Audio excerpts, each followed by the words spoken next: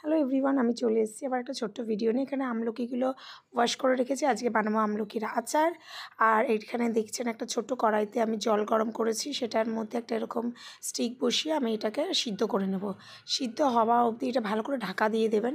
সিদ্ধ হওয়ার অবধি আমি অপেক্ষা করবো। এখানে মশলাটা তৈরি করে নিয়েছি, 5 ফোড়ন দিয়েছি, মৌরি দিয়েছি, একটুখানি শুকনো লঙ্কা দিয়েছি, কারণ আমার বাচ্চারাও খাবে ঝালটা। দেখুন এই সিদ্ধ হয়ে গেছে, একদম এরকম ছেড়ে ছেড়ে যাচ্ছে। এখানে আমি গুড় দিয়ে করব। তারপরে দিয়ে দিলাম এখানে, এই যে দেখুন তেলের মধ্যে অল্প একটু 5 ফোড়ন দিয়ে দিয়েছি। মশলাটা জিরে, আপনি ধনে, 5 ফোড়ন, মৌরি সব দেবেন। ঝালটা আপনার পরিমাণ মতো দেবে। কড়াইতে তেল দিয়ে দিয়েছি, দিয়ে মশলাটা দিয়ে এটাকে একটু হলুদ, একটু বিট নুনটা আপনার পরিমাণ মতন দেবেন। ঝালটাও আপনারা পরিমাণ মতনই কিন্তু দেবেন।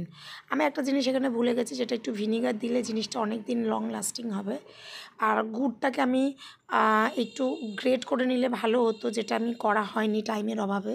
তো আমি গোটাই দিয়ে দিয়েছিলাম। পরে আস্তে আস্তে ঢাকা দিয়ে নাড়তে নাড়তে এটা কিন্তু গলে গেছে। দেখুন পুরোপুরি কিন্তু গলে গেছে, আঠা আঠা হয়ে যাবে।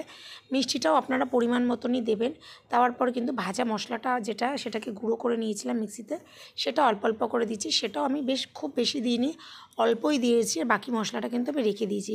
শীতের মরশুমে আমলকি খাবেন না, এটা হয় এই সময় সস্তা আমলকি। আর বিভিন্ন রেসিপি করুন, বাচ্চাদের জন্য করুন, এবং আমলকির গুণাগুণ তো আপনাদের সবারই জানা আছে। তো এরকম আরও ভালো ভালো রেসিপি দেখার জন্য আমার চ্যানেলটাকে লাইক করুন, সাবস্ক্রাইব করুন। আমি এরকম একটা বোল ছিল আমার কাছের বয়মের মধ্যে, আমি স্টোর করে রাখলাম বেশ 6 মাসের জন্য। Thank you.